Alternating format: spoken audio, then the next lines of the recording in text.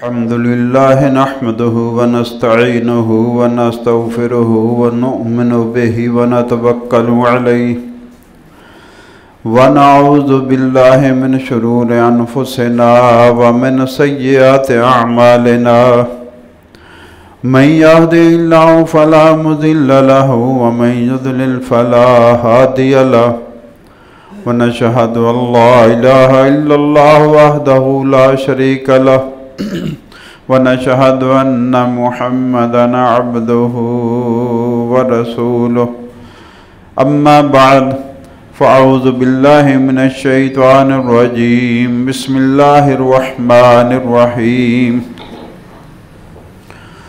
وإذ قال الله يا عيسى ابن مريم أأنت قلت للناس اتخذوني وأمي إلهين من دون الله قال سبحانك ما يكون لي أن أقول ما ليس لي بحق إن كنت قلته فقد علمته تعلم ما في نفسي ولا أعلم ما في نفسك إنك أنت علام الغيوب إن الله وملائكته يصلون على النبي يا أيها الذين آمنوا صلوا عليه وسلموا تسليما اللهم صل على محمد وعلى آل محمد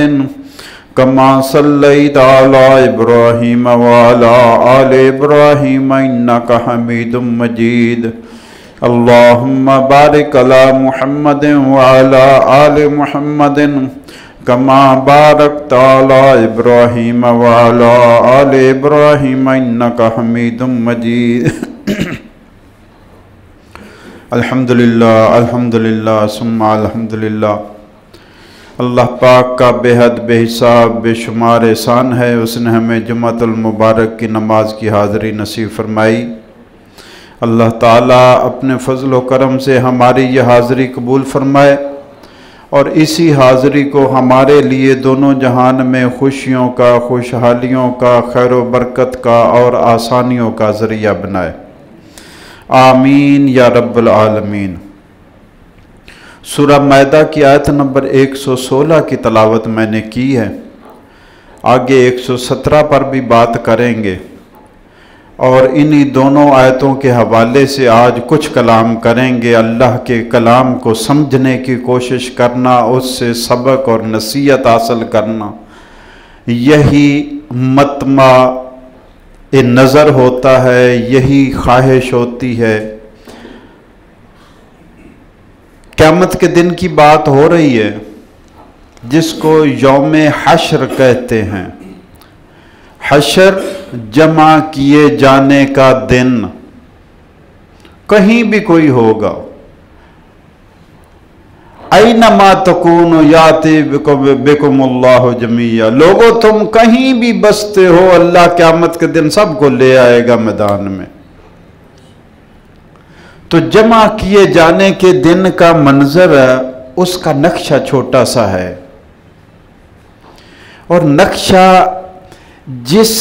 جو منظر دکھائی دے رہا ہے وہ ہے نہیں، اس کے پس منظر میں جو منظر ہے مراد اصل میں وہ ہے۔ حاضری عیسیٰ علیہ السلام کی جا رہی ہے، سوال و جواب عیسیٰ علیہ السلام سے چل رہا ہے، لیکن مراد ان کی امت ہے، وارننگ ان کو دی جا رہی ہے، سوال و جواب عیسیٰ علیہ السلام سے ہو رہے ہیں۔ اور وہ دن، اس دن کی پیشی کے بارے میں قرآن پاک میں اللہ تعالیٰ نے فرمایا سورہ انبیاء میں، کما بدأنا اول خلق نعیدہ، جیسا کہ ہم نے پہلی دفعہ پیدا کیا تھا ایسا ہی ہمارے ذمے ہے، وعدن علینا انا کننا فاعلین، یہ ہمارا وعدہ ہے کہ ہم ایسا کر کے رہیں گے، جیسا پہلی دفعہ تمہیں پیدا کیا تھا ایسا ہی دوبارہ بنا دیں گے۔ بلکہ حدیث پاک میں آتا ہے، ایک لفظ میں نے پڑھا تو میں نے کہا ذرا شیئر کر لوں، یہ حدیث پاک ہے، متفق علیہ ہے، یہ بخاری میں بھی ہے، مسلم میں بھی ہے، ترمذی میں، نسائی میں، مسند احمد، ساری کتاب 5 کتابوں میں ہے۔ حضرت عبداللہ بن عباس رضی اللہ تعالیٰ عنہ کہتے ہیں کہ خاطب رسول اللہ صلی اللہ علیہ وسلم، اللہ کے رسول صلی اللہ علیہ وسلم نے ہمیں خطاب کیا اور خطاب کرتے ہوئے کہا فقال یا ایھا الناس، اے لوگو، انکم محشورون الی اللہ، تم سب کو اللہ کے دربار میں پیش کیا جائے گا، جمع کیا جائے گا، اور اس وقت تمہاری حالت، تمہاری وردی، تمہارا کیا حساب کتاب ہوگا؟ حفاتن عراتن غرلن، نہ بدن پر کپڑا ہوگا، نہ پاؤں میں جتی ہوگی، حتیٰ کہ تمہارے جو ختنے ہوئے وہ بھی نہیں ہوگے، ختنوں کے بغیر پیدا کیا جائے گا۔ کما بدانا اول خلق نعید، جیسا کہ ہم نے تمہیں پہلے پیدا کیا تھا، ماں کے پیٹ سے نکلے تھے، ختنے میں جو کٹ گیا وہ بھی دوبارہ پیدا کریں گے، اسی حالت میں تمہیں لائیں گے۔ فَمَن يَعْمَلْ مِثْقَالَ ذَرَّةٍ خَيْرًا يَرَهُ وَمَن يَعْمَلْ مِثْقَالَ ذَرَّةٍ، ہر چیز دوبارہ اسی طرح پیدا کریں گے۔ تمہیں حاضر ہونا ہوگا تو عیسیٰ علیہ السلام کی حاضری کا منظر بیان ہو رہا ہے، مراد ان کی امت ہے کہ ان کی امت نے کیا گل کھلائے، اور مقصد مجھے اور آپ کو سنانا ہے۔ نصیحت اور سبق اور عبرت میرے اور آپ کے لیے ہے کہ یہ دیکھو ایک پیشی ہو رہی ہے، اس دن سب کی پیشی ہوگی۔ کوئی ایسا ہے جو کہے کہ میری پیشی نہیں ہوگی؟ انکم محشورون حفاتن عراتن غرلن، تم سب کو پیش کیا جائے گا اللہ کے دربار میں، پاؤں ننگے ہوں گے، جسم ننگا ہوگا، اور ختنے بھی نہیں ہوں گے بغیر ختنوں کے۔ جس حالت میں دنیا میں آئے تھے اسی حالت میں پیش کیا جائے گا۔ تو آپ، یہ حاضری تو میری اور آپ سب کی ہے، اور اب سبق شروع ہو رہا ہے کہ سوال و جواب ہونے، ایسے نہیں تم آئے اور پھیرا لگا کر چلے گئے۔ اور اس کا منظر اللہ کے ایک پیارے نبی عیسیٰ علیہ السلام کی حاضری سے شروع ہو رہا ہے۔ یہ نہیں کہ عیسیٰ علیہ السلام کی پیشی ہوگی اور کسی کی پیشی نہیں، سب کی پیشی ہوگی۔ اور بات شروع ہو رہی ہے وَإِذْ قَالَ اللَّهُ يَا عِيسَى ابْنَ مَرْيَمَ، یاد کرو اس دن کا منظر جس دن اللہ حضرت عیسیٰ علیہ السلام سے فرمائے گا أَأَنْتَ قُلْتَ لِلنَّاسِ، اے عیسیٰ بتاؤ کیا تو نے کہا تھا لوگوں سے اتخذونی وَأُمِّيَ إِلَٰهَيْنِ مِن دُونِ اللَّهِ، کہ لوگوں مجھے اور میری ماں کو بھی اللہ کے علاوہ خدا بنا لو۔ اب اندازہ لگائیں، اللہ کو پوچھنے کی ضرورت ہے، اس کو تو پہلے پتہ ہے۔ اور عیسیٰ علیہ السلام نے، کوئی نبی ایسا، کوئی نبی، کوئی رسول کہہ سکتا ہے کہ میں رب ہوں، میری عبادت کرو، مجھے سجدے کرو، میں مشکل کشا ہوں، میں حاجت روا ہوں، میں مجھ سے دعائیں مانگا کرو، مجھ سے استغاثہ کیا کرو، مجھ سے فریادیں کیا کرو؟ کسی نبی نے کہا؟ ہر نبی نے اللہ کا راستہ دکھایا، ہر نبی نے اللہ کا راستہ دکھایا، ہر نبی نے اللہ کا راستہ دکھایا، اور پیشی بھی سب سے پہلے نبیوں کی۔ جنہیں بھیجا گیا تھا ان سے بھی حساب لیں گے، اور جن کی طرف بھیجا گیا تھا ان سے بھی حساب لیں گے۔ وَلَا نَسْأَلَنَّ الَّذِينَ أُرْسِلَ إِلَيْهِمْ وَلَا نَسْأَلَنَّ الْمُرْسَلِينَ، ہم ضرور پوچھیں گے ان سے بھی جن کی طرف بھیجا گیا تھا نبی کو، اور نبیوں سے بھی پوچھیں گے کہ تم نے کیا کیا، تمہیں کیا جواب، ماذا اجبتم، تمہیں کیا جواب دیا گیا۔ تو آج کا منظر جو ہے وہ عیسیٰ علیہ السلام کا ہے۔ سوال کیا ہے کہ اے عیسیٰ بتاؤ کیا تو نے کہا تھا لوگوں سے کہ مجھے اور میری ماں کو معبود بنا لینا اللہ کے علاوہ، میری بھی عبادت کرنا، میری ماں کی عبادت کرنا اللہ کے علاوہ؟ اللہ پوچھ رہا ہے۔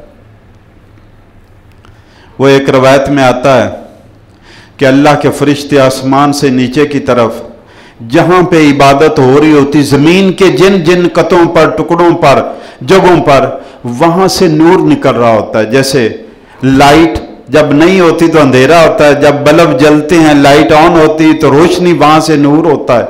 تو آسمان کی طرف سے جیسے ستارے آسمان میں چمک رہے ہیں، چاند اور سورج چمک رہے ہیں، آسمان سے وہ ذکر والی اور نیکیوں والی جگہ بھی ایسے ہی چمک رہی ہوتی ہیں۔ تو حدیث میں آتا ہے کہ فرشتوں کی چونکہ غذائی عبادت ہے، وہ اس روشنی کے مرکز کی طرف لپکتے ہیں، اکٹھے ہوتے ہیں، اوپر والے ان کے اوپر، اوپر والے ان کے اوپر، آسمان تکتے ہیں اور لائنیں لگ جاتے ہیں۔ جہاں پہ قرآن کا درس ہو رہا ہوتا ہے، جہاں پہ دین کی بات ہو رہی ہوتی ہے، جہاں پہ ذکر اذکار ہو رہا ہوتا ہے، دین کا سارا تذکرہ ذکر میں آتا ہے۔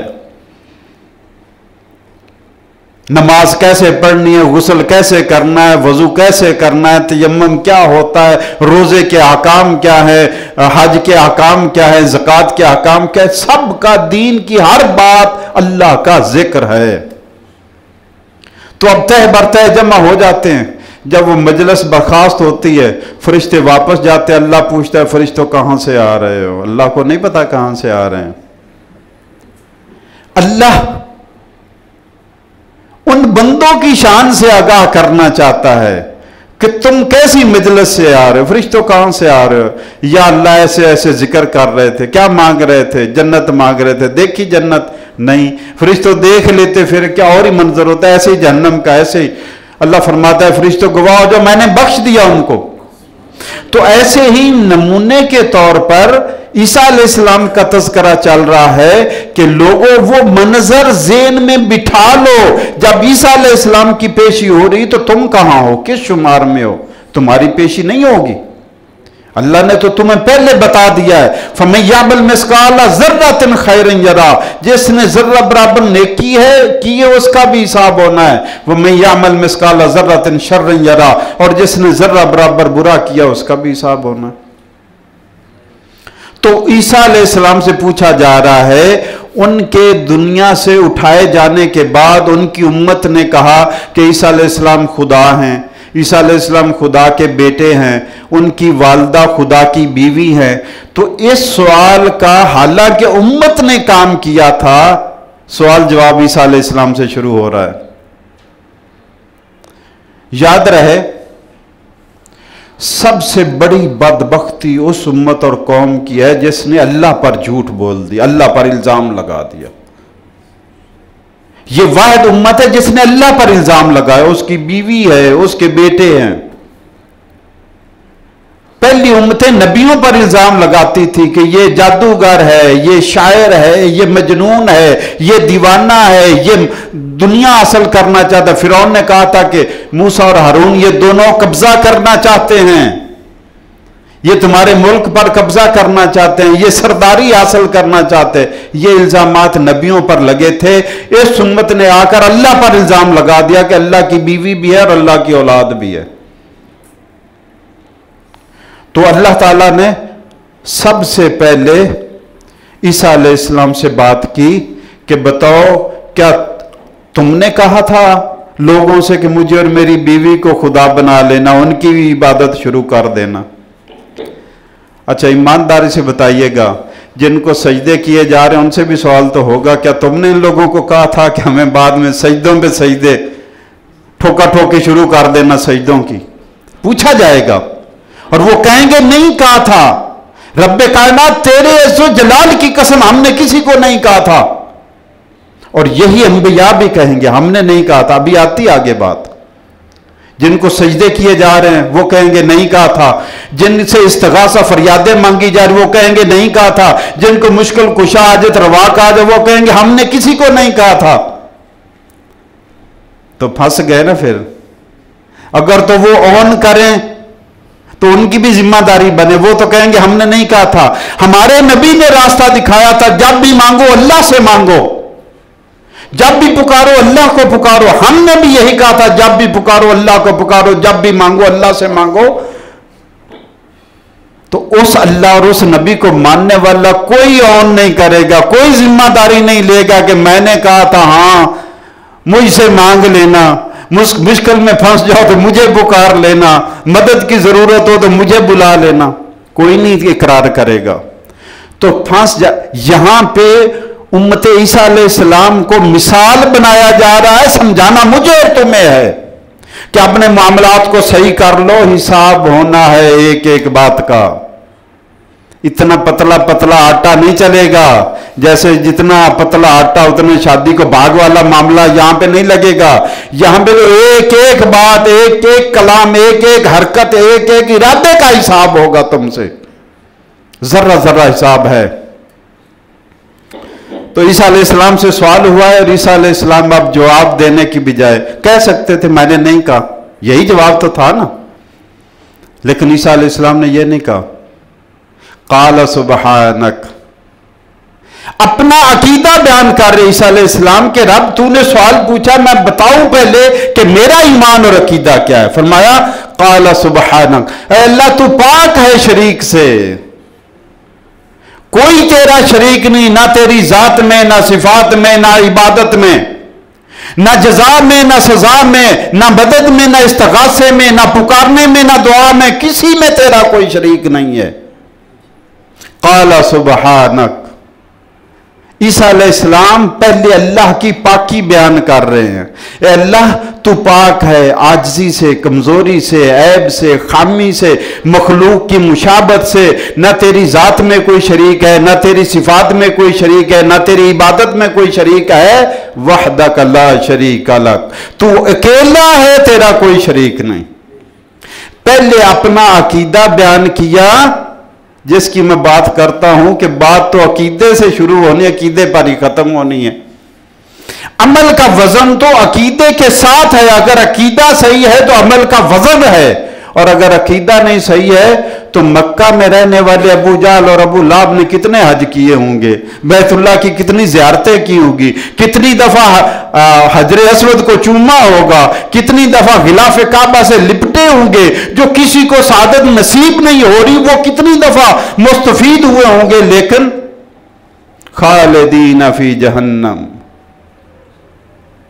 ہمیشہ جہنم میں رہنے والے بن گئے، کیونکہ ایمان اور عقیدہ صحیح نہیں تھا۔ تو اپنا عقیدہ عیسیٰ علیہ السلام قال سبحانک، اے اللہ تو پاک ہے شریک سے، کوئی شریک ہو، کوئی شریک ہو، اللہ تو میری اور میری ماں کی بات کرتا ہے، تیری عبادت میں شریک بنا دیا، تو پاک ہے، ہر طرح کے شریک سے پاک ہے، تیرا کوئی شریک نہیں۔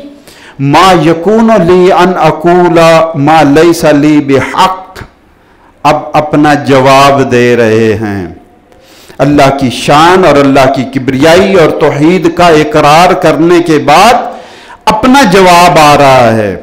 یہ ادب کا تقاضا ہے، ادب سیکھنے ہیں تو قرآن سے سیکھے کہ کیا سکھاتا ہے۔ ما یکون لی، اے اللہ کیسے مناسب تھا میرے لیے ان اقولا کہ میں وہ بات کرتا ما لیس لی بحق جو میرا حق ہی نہیں تھا، میں تیرا غلام، میں تیرا بندہ، میری ماں تیری لونڈی، ہم تیری مخلوق، تو ہمارا رب، ارے کیسے اے میرے رب، اے ذوالجلال والاکرام، کیسے ممکن تھا کہ میں کہتا مجھے خدا بنا لو، میری ماں کو خدا بنا لو۔ ما یکون لی، کیسے ممکن تھا ان اقولا کہ میں ان لوگوں سے کہتا ما لیس لی بحق جو میرا حق ہی نہیں ہے۔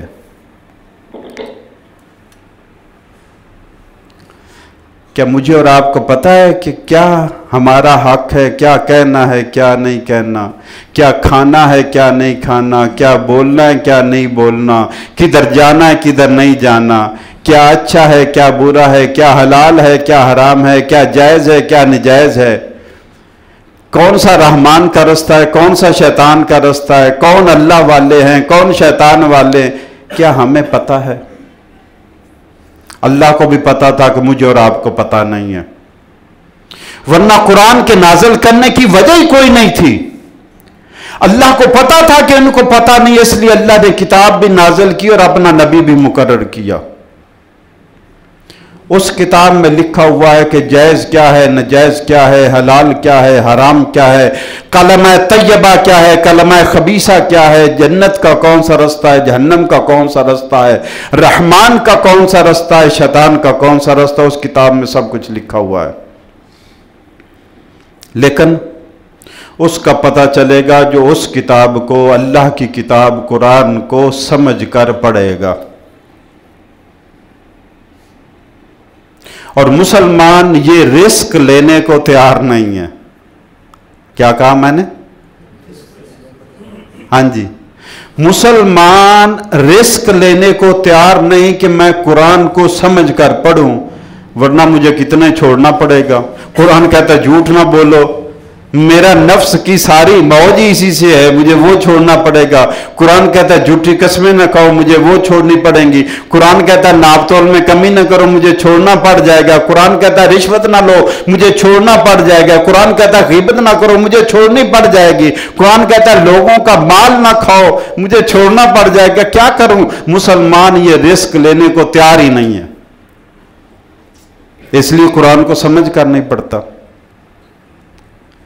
یہ بہانہ کہ مجھے قرآن کی سمجھ نہ آتی یہ ہے ہی نہیں ہے، یہ قطعاً نہیں۔ ابھی میں آپ کے سامنے ایک مثال رکھتا ہوں، آپ کو پتہ چل جائے گا کہ قرآن کو اچھا دیکھو، میں اور آپ پیدائشی جماندرو مسلمان ہیں، پیدائشی مسلمان ہیں، مسلمانوں کے گھر میں پیدا ہوئے، مسلمان ماحول میں ہے، ادھر اسلام کی باتیں، ادھر سے اسلام کی باتیں، آنکھوں میں اسلام کی باتیں ہم لوگوں کو کہتا ہوا سن رہے ہیں، کرتا ہوا دیکھ رہے ہیں، پھر بھی ہمیں بتانے والے ساری عمر بتاتے رہے، ہم جمعے اور نمازیں پڑھتے رہے، علماء سے سنتے رہے، کیوں نہ سمجھ آئے دین کی، کیوں نہ سمجھ آئے قرآن کی۔ ایک انگریز ڈاکٹر کا واقعہ لکھا ہوا ہے، ڈاکٹر گیری ملر۔ اس نے کہا، صاحب ذرا پڑھے لکھے بندے پھر چیلنج قبول کرتے ہیں نا، جتنی پوزیشن والا۔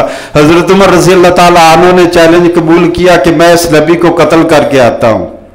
گھر سے نکلے تھے نبی صلی اللہ علیہ وسلم کو شہید کرنے کے لیے، ہاں گھر سے تو یہی ارادہ لے کر نکلے تھے نا۔ ڈاکٹر گیری ملر بھی یہی ارادہ لے کے نکلا تھا۔ وہ کہنے لگا لوگوں میں تمہیں بتاتا ہوں کہ قرآن میں کیا کیا غلطی ہے، میں تمہیں بتاؤں گا۔ وہ قرآن میں غلطیاں تلاش کرنے نکلا تھا کہ سائنس کے حساب سے کون سی بات غلط ہے اور تاریخ کے حساب سے کون سی بات غلط ہے، scientific and historical errors in Quran. اب اس نے اس کا مطالعہ، صاحب ظاہر جب پڑھنا تھا تو سمجھ کر پڑھنا تھا، اور ڈاکٹر گیری ملر یہ خطرہ مول لے بیٹھا سمجھ کر پڑھنے کا، مسلمان نہیں لینے کو تیار کہ کہیں اس کو پتہ نہ چل جائے کہ دین ہے کیا۔ گیری ملر نے خطرہ مول لیا، لیکن وہ اسلام کی خاطر نہیں لے رہا تھا، وہ اسلام کی دشمنی میں خطرہ لے رہا تھا۔ جب اس نے قرآن کو سمجھنے کا فیصلہ کیا، سمجھ کر فیصلہ کیا، تو پھر ایک نتیجہ نکلا، اور نتیجہ یہ تھا کہ آج اس کا نام ہے ڈاکٹر عبدالاحد عمر۔ جب قرآن کو اس نے سوچ کر سمجھ کر پڑھا تو اس کی دنیا بدل گئی کہ سائنس کی غلطی نہیں ہے، سائنس ہی غلط ہے، تاریخ کی غلطی نہیں ہے، تاریخ ہی غلط ہے، حق اور سچ تو صرف ہے ہی قرآن میں۔ اسی لیے میں کہتا ہوں مسلمان یہ رسک لینے کو، وہ غلطی میں رسک لے بیٹھا۔ حضرت عمر اپنے ارادے سے آئے تھے، اللہ نے اور فیصلہ کر دیا۔ ڈاکٹر گیری ملر اپنے ارادے سے آیا تھا، اللہ نے اور فیصلہ کر دیا۔ ارے ہمارا فیصلہ تو پہلے ہو چکا کہ ہم اللہ کو ماننے والے ہیں، لیکن کیوں قرآن کی طرف آنے سے ہم کنی کترا رہے ہیں؟ کیوں اللہ کی کتاب کو سمجھ کر پڑھنے سے ہم بھاگ رہے ہیں؟ کہاں تک بھاگیں گے؟ دنیا میں پریکٹیکل اس کتاب کے مطابق، قبر میں پرچہ اس کتاب میں سے، حشر میں حساب کتاب اس کتاب میں سے، جنت کی نعمتیں اس کتاب کا انعام، جو اس کو سمجھے گا اس پر عمل کرے گا اس کو انعام کے طور پر جنت کی نعمتیں، اور جو اس کے حقوق کی پامالی کرے گا سزا کے طور پر جہنم کی منزل۔ اللہم اجرنا من النار، اللہم اجرنا من النار۔ تو فرمایا قال سبحانک، عیسیٰ علیہ السلام نے کہا اللہ تو پاک ہے، ما یکون لی ان اقول ما لیس لی بحق، اے اللہ میں کیوں وہ بات کروں جو میرا حق ہی نہیں بنتا؟ میں کیسے کہوں لوگوں سے کہ مجھے اور میری ماں کو معبود بنا لو، ہماری عبادت کرو، ہمیں سجدے کرو؟ ہمارا تو حق ہی نہیں بنتا۔ ہم نے نہیں کہا تھا ان کنت قلتہ، اے اللہ اگر میں نے کہا ہوتا فقد علمتہ، تجھے تو پتہ ہی ہونا تھا، تجھ سے کیا چھپا ہوا ہے؟ یہ بات میرا حق ہی نہیں بنتا تھا، مجھے زیب ہی نہیں دیتی، میری شان ہی نہیں ہے، میرے لیے جائز ہی نہیں ہے، میرے لیے مناسب ہی نہیں ہے کہ میں ایسی بات کروں۔ ان کنت قلتہ فقد علمتہ، لیکن بالفرض اگر میں نے کی بھی ہوتی تو اللہ تجھے تو پتا ہوتا، اس لیے تعلم ما فی نفسی، اس لیے کہ تو میرے اندر کی باتیں بھی جانتا ہے، کہیں بات تو دور رہ گی جو میں نے ابھی کہی نہیں ہے، میرے اندر الفاظ ہیں تو وہ بھی جانتا ہے۔ وَلَا عَالَمُ مَا فِي نَفْسِكَ، مجھے نہیں پتا تیرے دل میں کیا ہے، میرے دل کی ساری کیفیات کو تو جانتا ہے، اس لیے تجھے پتا ہے۔ یہ جو تو نے سوال کیا ہے اللہ، تجھے سوال سے پہلے پتا ہے کہ میں نے تو کی نہیں، میں بے قصور ہوں، میں نے کسی کو کچھ نہیں کہا تھا کہ ایسا کرنا، میرے بعد مجھے معبود بنا لینا، خدا بنا لینا۔ اس امت میں بھی نبی صلی اللہ علیہ وسلم کے بارے میں کیا کچھ باتیں ہوتی، کیا کچھ القابات اور خطابات، مہینوں کے نام بدل دیے جاتے ہیں، کیا کچھ نام رکھ دیے جاتے ہیں۔ یاد رہے قیامت کے دن عیسیٰ علیہ السلام کا منظر ہو رہا ہے، پھر جب نبی صلی اللہ علیہ وسلم کی حاضری ہوگی ان سے سوال پوچھا جائے گا، آپ نے اپنی امت کو کہا تھا کہ میرے یہ نام رکھ لینا، ایسے ایسے کرنا، تو آپ نے کہہ دینا میں نے تو نہیں کہا تھا، کیونکہ آپ کی تعلیمات قرآن کی صورت میں اور حدیث کی صورت میں موجود ہیں۔ فرمایا وَإِذَا سَأَلْتَ فَاسْأَلِ اللَّهَ وَإِذَا اسْتَعَنْتَ فَاسْتَعِنْ بِاللَّهِ۔ فرمایا ابن عباس کو، اپنے چچا کے بیٹے کو، کہ میرے بھائی جب بھی سوال کرنا ہے اللہ سے کرنا، جب بھی مدد مانگنی اللہ سے مانگنی۔ تو نبی تو کہیں گے میں نے تو نہیں کہا تھا کہ مجھے پکارو حاجتوں میں، ضرورتوں میں، مجبوریوں میں نے تو تیرا راستہ دکھایا تھا، اللہ تیرا دربار دکھایا تھا، اللہ تیری چوکھٹ دکھائی دی۔ تو اللہ کے نبی انکار کر دیں گے تو سوالوں کے جواب کون دے گا پھر؟ یہ جو عیسیٰ علیہ السلام کی پیشی ہے، مقصود ان کی امت کا حال ہے کہ اصل میں تو ان پر زجر و توبیخ اور ملامت آ گئی کہ جب تمہارے نبی نے تمہیں یہ نہیں کہا تھا تو پھر بتاؤ یہ کہاں سے ایجاد کیا تم نے؟ یہ دین میں خود ایجادات تم نے کہاں سے کر لی جب نبی نے نہیں کی تھی، جب تمہیں اجازت نہیں ملی تھی، نبی کی تعلیمات نہیں تھی؟ تو فرماتے ہیں اگلی آیت میں ما قلت لهم الا ما امرتنی بہ، پہلے کہا کہ میرے لیے تو مناسب ہی نہیں تھا، شان نہیں تھا، مجھے زیب نہیں دیتا کہ میں ایسی بات کہوں کہ مجھے اور میری ماں کو خدا بنا لو، اور اگر بالفرض میں نے کہا ہوتا ہے اللہ تجھے تو پتا ہونا تھا، اب کہ پہلے میں نے نہیں کہا، اب بیان آ رہا ہے کہ یا اللہ میں نے ان کو کیا کہا تھا، جو میں نے ان کو کہا یہ تو میں نے ان کو کہا نہیں تھا، اب بیان ہو رہا ہے میں ان کو کہا کیا تھا، وہ کیا؟ ما قلت لهم الا ما امرتنی بہ، اے اللہ میں نے ان کو سوائے اس کے کچھ بھی نہیں کہا، بس یہی کہا تھا جو تو نے مجھے حکم دیا تھا کہ یہ کہو، وہ میں نے کہا تھا، اور وہ کیا تھا؟ ان اعبدوا اللہ ربی و ربکم، لوگو اللہ کی عبادت کرو، میرا بھی وہی رب ہے تمہارا بھی وہی رب ہے، میں نے تو یہ پیغام دیا تھا، اے اللہ میں نے ان کو یہ پیغام دیا تھا، وہ میں نے نہیں کہا تھا، میں نے یہ کہا تھا کہ لوگوں صرف اللہ کی عبادت کرو جو میرا بھی رب ہے تمہارا بھی رب ہے۔ اور اللہ کے نبی بھی کہیں گے یا اللہ میں نے تو ان کو یہی سکھایا تھا کہ اللہ کی عبادت کرو، جو میرا بھی رب ہے تمہارا بھی رب ہے، اسی اللہ کی عبادت کرو، نظر بھی اسی کی، نیاز بھی اسی کی، منت بھی اسی کی، دعا بھی اسی سے، استغاثہ بھی اسی سے، التجا بھی اسی سے، ساری مشکلات ٹالنے والا وہ ہے، سارے مسائل حل کرنے والا وہ ہے، میں نے تو تیرا راستہ دکھایا تھا۔ پیشی ایک ہو رہی ہے عیسیٰ علیہ السلام والی اور ان کی امت کی، اور سنائی اس امت کو جا رہی ہے کہ یہ امت کہیں غلط فہمی میں ماری نہ جائے، اتنا اتمام حجت کرنے کے بعد قیامت کے دن کیا جواب ہوگا کسی کے پاس؟ جی میں تو فلاں کو سجدے کرتا رہا، اس سے حاجتیں مانگ رہا، اس سے مرادیں مانگتا رہا۔ تو فرمایا ما قلت لهم الا ما امرتنی بہ، اے اللہ میں نے ان کو صرف وہی کہا تھا جو تو نے مجھے حکم دیا تھا کہ ان کو کہو، اور وہ کیا تھا؟